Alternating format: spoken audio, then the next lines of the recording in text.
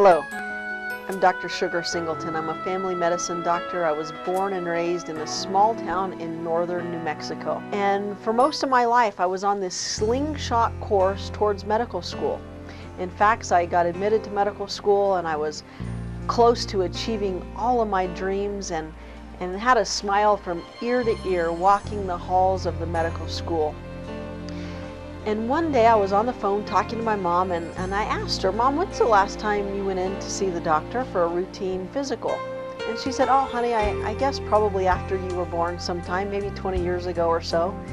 And I was like, "Mom, it's really not acceptable. So I bet you better go in and get a pap smear done and get some of your routine maintenance brought up to date because, you know, I'm in medical school now and it doesn't look good for you to be behind on your routine health care." So my mom was very healthy. She was very active. She was, in fact, one of the pillars of our community, very active statewide, in fact.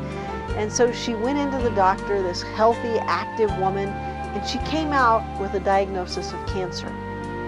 I took her to see some of the best doctors in the world, and unfortunately, even though she had absolutely no symptoms, her cancer was very advanced and very progressed, and they gave her a very, very poor prognosis. In fact, they told me she would probably be gone in 2 to 4 months. Now, I was so close to achieving my dreams. I was in medical school and was just loving my life, and then I had this devastating circumstance, this tragedy, in fact, thrown upon my family, and I had to make a choice at that time. The choice, of course, was to continue following my dreams or to leave school and come home and take care of my mom and assist my dad in our family-owned business. So I left my dreams, put them on hold, and came home. And everything was wonderful. My life away from medicine couldn't have been better. I was very satisfied with everything in my life, had a happy marriage, a fine home, and a successful business. And one night, I remember the evening very distinctly. I was lying in bed, and I remember like about 2 o'clock in the morning, I felt this, almost like this voice inside of me. It kind of sounds weird, but I almost felt like this voice inside of me come up and say, "Hey, what about me? What about our dream?" And I have this quote that I really like to say, and it's by my good friend Dr. Ellie Drake, and she says that the burden of wasted potential is the greatest burden of all. And so I remember that night waking my husband up. He was asleep. It was like 2 o'clock in the morning, and I said, "Honey, I feel like I need to go back to school, that I must go back just to make sure that I don't want to be a doctor anymore. Make sure that there's nothing there for me, because I don't want to wake up one day and be 40 years old and say, oh my gosh, I have regrets about my life. Oh my gosh, I should have gone back." So I went back to medical school. And what I realized that at that point when I was making that great decision, my husband fortunately was very, very supportive. He said, "Honey, if you want to go back, if that's what you need to do, then of course I'll support you in any way necessary. We'll make it work. We'll do what's required." At that point in my life, the facts were that the business needed me here. The facts were that I was happily married, had a fine home. The facts were that the medical school was 3 hours away, the closest one to where I lived. The facts were that there was no way my husband could leave the business to go with me. The facts were that I had a 9-month-old baby.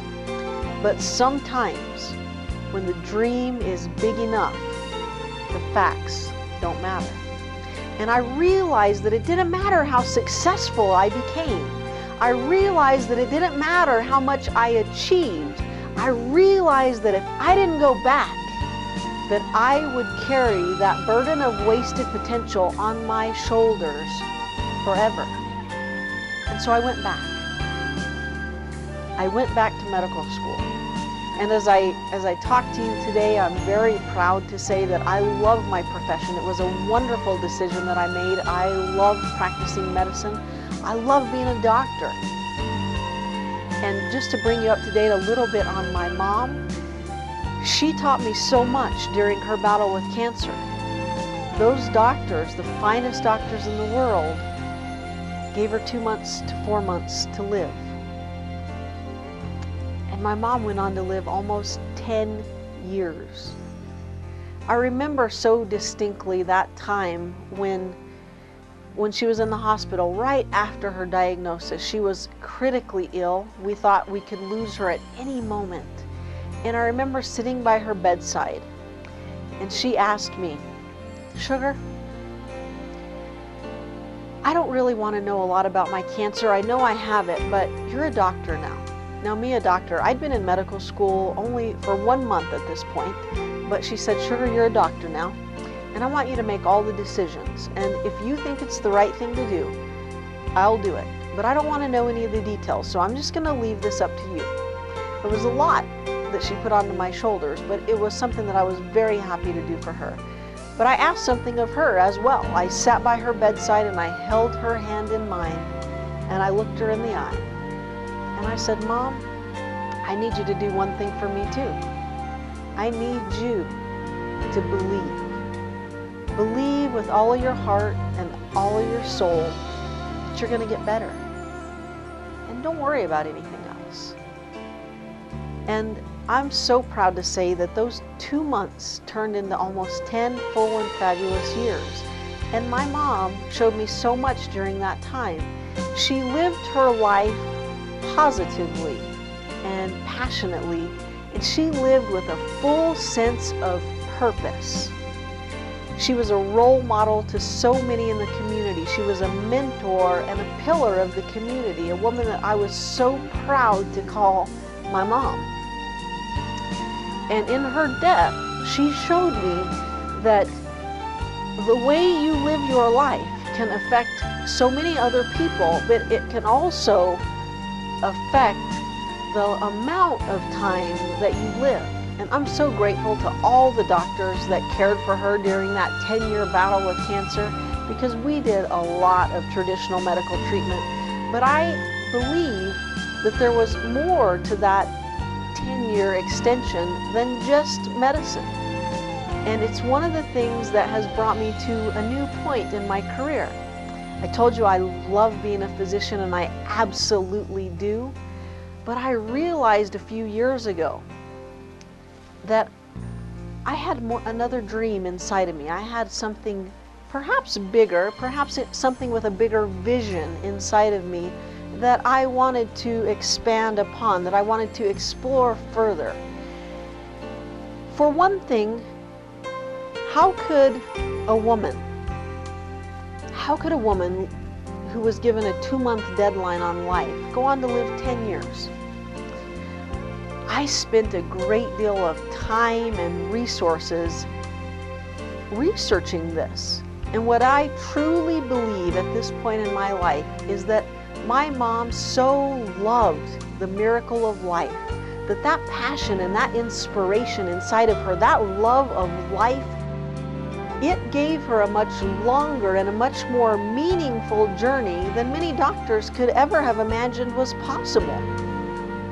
And this created a burning desire inside of me to not only live like that, but it also created a burning desire inside of me to teach others to live a life of purpose, abundance, and gratitude, a life of what I call total wellness or true health. Total wellness to me means not just being healthy on the outside, not just being healthy physically, but it also means being healthy on the inside, healthy mentally, physically, and emotionally. As a tribute to my incredible mom, I started doing these retreats in 2007.